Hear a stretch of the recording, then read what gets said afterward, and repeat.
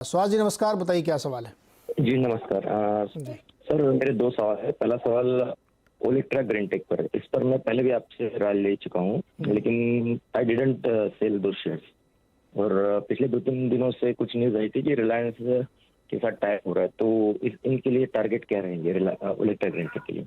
और दूसरा जो सवाल है मेरा रिलायंस इंडस्ट्रीज पर है, जिसकी मेरी बाइंग 2440 ओके, की है।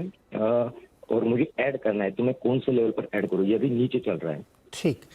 उस लेवल पे। सरविंद, पहले ओलेक्ट्रा ग्रीन टेक 114 पे इन्होंने लिए हैं 9928 पे, और इनको तो बहुत प्रॉफिट है। खबर ये आई थी कि एक हाइड्रोजन से चलने वाली बस तैयार कर रहे हैं ये लोग, कमर्शलाइज करेंगे उसको। तो ओलेक्ट्रा में क्या बने रहे हैं? अभी ह्यूज प्रॉफिट है इनको। नहीं, बिल्कुल। देखिए, इस करंट स्थिति में जैसे आए हैं, सब दर्शकों के लिए बहुत इंपॉर्टेंट है। ये अपना व्यू ही बना के आए हैं और ये तो खाली टारगेट ही मांग रहे हैं कि ऊपर के टारगेट क्या होंगे। ये नहीं सोच रहे कि शायद एनालिस्ट का व्यू यहाँ पे अलग भी हो सकता है। आज लकी है ये कि इस रिवर्सल में हमको भी लग रहा है कि भाई शॉर्ट टर्म एक मोमेंटम पकड़ा है, बट ऐसा हमेशा नहीं होगा कि आप सोच के आए और आप ऊपर के ही टारगेट मांगे और आपको वो मिल जाए। फिलहाल यस, ये stock multi quarter correction, multi year correction में से गुजर चुका है। और यहाँ पे ऑलमोस्ट अगर आप देखें तो 5-6 क्वार्टर्स का एक करेक्शन यहाँ पे पूरा हो चुका है। तो इसका पुल बैक और उछाल डेफिनेटली मैं बोलूंगा कि पॉसिबल है यहाँ पे। तो जिस तरह के भी ये सेटअप्स आ रहे हैं और जिस तरह का ये मंथली बंद आ रहा है, मुझे भी लगता है कि 630 650 के स्तर यहाँ पे पुल बैक में ऊपर आएंगे। बट बहुत ज्यादा मेरे हिसाब से एग्रेसिव होने वाली जगह नहीं है स्टॉक में, इन द सेंस कि है ये पुल बैक ही फिलहाल। तो 630 650 के टारगेट्स हैं, अगर उनको ये सूट करते हो तो फिलहाल के लिए ये रहेंगे। बट ओवरऑल बाजार में नरमी है, तो संभल के रहें थोड़ा, और बहुत ज्यादा ओवरटली एग्रेसिव स्टॉक्स ट्रेड्स ना लें। और ये इलिक्विड काउंटर है, ये बड़ा स्पाइकी काउंटर है, कभी वॉल्यूम्स होते हैं और कभी नहीं होते हैं। तो ऐसे सब स्टॉक्स में ट्रैप होने की भी चांसेस बहुत रहते हैं। रिलायंस में 2440 में उन्होंने खरीदा है, और ऐड करें करंट लेवल पे? जी देखिए, रिलायंस में तो मैं यही बोलूंगा कि पिछले जो लोज हैं वो अभी बिल्कुल इंपॉर्टेंट हैं। और आप देखें जो कई महीनों से पीछे 2300 के आसपास इसने अच्छा सपोर्ट लिया है। एक आध टिक नीचे आया है, बट ठीक है। बट 15-20 महीनों से 2300 के आसपास, 2280 2300 के आसपास अच्छे सपोर्ट लेता है। तो आई थिंक बुरा ट्रेड नहीं है। उन एरियाज के आसपास अगर लेते हैं और एक 2280 का एक स्टॉप लॉस भी मेंटेन करते हैं नई पोजीशन पे, जो नई पोजीशन लेंगे उस पर एक 2280 का स्टॉप लॉस क्लोजिंग बेसिस पे मेंटेन करें, और 2300 2320 की रेंज में अगर आता है तो डेफिनेटली थोड़ी बाइंग कर सकते हैं।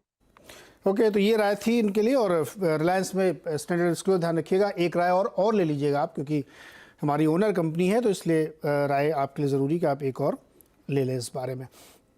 चलिए अगला सवाल फटाफट लेते हैं, और हमारे साथ आशीष गुप्ता अमरावती से जुड़ रहे हैं। आशीष जी नमस्कार, सवाल पूछिए। जी good morning. Good morning sir. जी, I am Ashish Gupta from Amravati, Maharashtra. Sir मेरे पास में कैम्स के 20 शेयर है 3200 के रेट से, और 25 शेयर है IRCTC के 985 के रेट से, और जियोजीत के 300 शेयर 70 के रेट से। तो I am facing a huge loss. Sir please suggest me. सरविंद क्विकली क्या करना चाहिए कैम्स में, बताइए पहले। देखिए, बात वही हो गई यहाँ पे कि इनको यहाँ से मैं कोई बहुत ज्यादा नई राय नहीं दे सकता कि यहाँ से, बट ये बोल सकता हूँ कि जो पुरानी पोजीशन है उसमें खड़े रहें। मेरे हिसाब से यहाँ पे इनको खड़े रहने में, और एक स्टॉप लॉस जरूर लगा लें, क्योंकि जिस तरह की इसने रेंज कंजेशन की है, अगर संभल गया तो अच्छी बात है, नहीं तो और भी प्राइस डैमेज हो सकता है। तो मेरे हिसाब से एक 2100 के नीचे एक स्टॉप लॉस जरूर लगा के रखें और फिलहाल ट्रेड में बने रहें। ओके, और दूसरा जो IRCTC इन्होंने ले रखा है? देखिए, IRCTC तो हमने पिछले साल पूरा महीना 1.5 महीना कवरेज किया, जब ये हॉट पोटैटो था, मतलब हॉट केक था। और तब यही बोलते थे कि भाई इसको बेचो और ये 650-700 की रेंज में आ जाएगा। अब उसके नीचे भी चल रहा है, तो मेरे हिसाब से इसका एक लॉन्ग टर्म टॉप बन गया है। इसको थोड़ा टाइम लगेगा।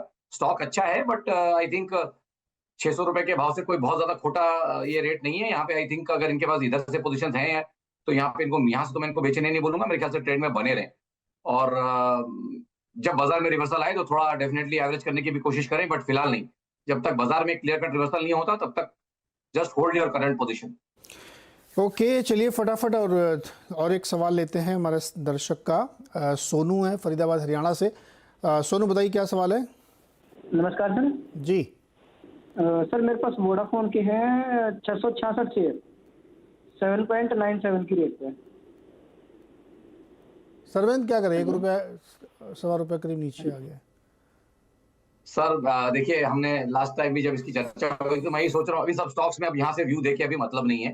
आई थिंक गलत हो जाएगा। एक गलत प्रेसिडेंट हम दे देंगे लोगों को ये पेनी स्टॉक्स में काम करते रहने के लिए, और बहुत महीनों से सालों से चला नहीं। कभी किसी जमाने में ठीक ठाक लग रहा था टेक्निकली, बट अभी कोई राय नहीं है इस पे, तो मैं पास करना चाहूंगा। या बिल्कुल, देखिए सोनू जी ना, इसमें अब ₹2.5 ₹5 इस तरह के टारगेट ब्रोकरेज हाउसेस दे रहे हैं, और इसको अब सवाल हम इसलिए लेते हैं क्योंकि आप लोगों को ये ना लगे कि हम आपकी बात नहीं सुन रहे हैं। हम आपकी बात सुन रहे हैं, लेकिन आप लोग प्लीज़ इस तरह की एडवेंचर मत करिए कि जो स्टॉक के टारगेट ही ₹2.5 ब्रोकरेज दे रहे हैं उस पर आप बने हुए हैं। अभी आपका ₹1-8 है, ₹600-700 आपको नुकसान होगा। तो क्या इसमें एग्जिट ले लें क्या सरविंद?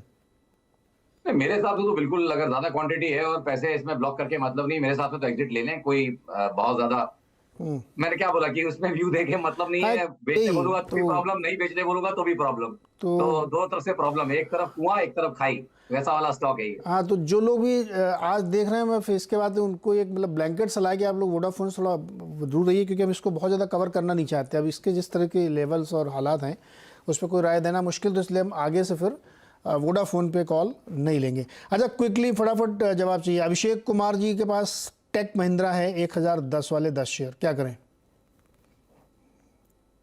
देखिए, मेरे हिसाब से ट्रेड में है बने हुए, और इनको ठीक ठाक ट्रेडिंग प्रॉफिट भी मैं मान के चल रहा हूँ। अगर इनकी ट्रेडिंग पोजीशन है तो आई थिंक यहाँ पे अगर भाव के ऊपर स्टॉप लॉस को ट्रेल कर ले, मेरे हिसाब से जो इमीडिएट लेवल्स मुझे दिख रहे हैं वो 1040 1050 के आसपास दिख रहे हैं। तो 1039 के ऊपर एक क्लोजिंग ओनली स्टॉप लॉस लगा ले। ये जब तक एरिया होल्ड है तब तक तो शॉर्ट टर्म बायस ऊपर है, नहीं तो फिर ये भी अपने सेक्टर के साथ थोड़ा अंडर परफॉर्म करना शुरू कर देगा। मेरे हिसाब से ओवरऑल जिस तरह के आईटी सेक्टर के चार्ट्स बन रहे हैं इंडेक्स के, और यूएस का आईटी इंडेक्स के भी जैसे चार्ट्स बन रहे हैं, आई थिंक वहां पे एक मल्टी मंथ गिरावट नैस्डैक में भी पॉसिबल है। तो आई थिंक आईटी स्टॉक्स में थोड़ा अलर्ट रहें, ट्रेलिंग स्टॉप लॉस से काम करें। मुदित गर्ग के पास सूर्या रोशनी के 668, 500 शेयर है 668 के भाव पर। सूर्या रोशनी, शॉर्ट टर्म की एडवाइस चाहिए इनको। शॉर्ट टर्म की इनको एडवाइस चाहिए तो मैं तो उनको बोलूंगा कि थोड़ा प्रॉफिट यहाँ पे बुक कर ले। अगर शॉर्ट टर्म की एडवाइस चाहिए तो अभी ठीक ठाक भाव दिख रहे हैं मुझे, थोड़ा प्रॉफिट बुक कर ले। ओके, जितेंद्र सेठिया मुंबई से हमारे साथ जुड़ रहे हैं। जितेंद्र जी नमस्कार, बताइए क्या सवाल है? सर मेरे पास अपोलो हॉस्पिटल्स के शेयर हैं 150, तो 4,790 के भाव के हैं। सरविंद जी बताइए, ₹350 पर शेयर के नुकसान पे है लगभग ये। देखिए, ओवरऑल यहाँ पे मैं ये बोल दूं कि ओवरऑल ईयरली सेटअप्स यहाँ पे जो हैं वो थोड़े नरम लग रहे हैं मुझे। डेफिनेटली एक ओपिनियन और कहीं किसी से ले लें इस पे, बट मेरे हिसाब से यहाँ पे मुझे ऐसा लग रहा है कि इसके जो क्वार्टरली ईयरली सेटअप्स हैं वो खराब हैं, और चलेगा नहीं, शायद ज्यादा गिरे नहीं बट चलेगा भी नहीं, और इसी रेंज में या यही एक 10-20% की रेंज में ऊपर नीचे करता रहेगा। टाइम लगेगा इसको चलने में। तो मेरे हिसाब से तो उछाल में निकलने की राय है। कॉस्ट के आसपास आवे या उससे थोड़ा नीचे पहुंचे तो एक बार बुकआउट कर जाए, यहाँ पे एग्जिट कर जाए। ऊपर की उछाल पे निकलने की कोशिश करिए। तो बाजार की तस्वीर क्या, 150 पॉइंट नीचे और वही स्थिति बनी हुई, वीकनेस लगातार परसिस्ट कर रही है यहाँ पे। सरवन जी बहुत बहुत शुक्रिया जवाब देने के लिए, दर्शकों के मदद करने के लिए उनकी। और बाजार इस समय कमज़ोर दिख रहा है, लगातार ऊपरी लेवल पे प्रेशर है। जैसे ही संभालने की थोड़ी कोशिश करता है, ऊपर से लोग आ जाते हैं बेचने के लिए। बता दें कि मनी कंट्रोल पर दिए गए विचार एक्सपर्ट्स के अपने निजी विचार होते हैं। वेबसाइट या मैनेजमेंट इसके लिए उत्तरदायी नहीं है। यूजर्स को मनी कंट्रोल की सलाह है कि कोई भी निवेश निर्णय लेने से पहले सर्टिफाइड एक्सपर्ट की सलाह लें।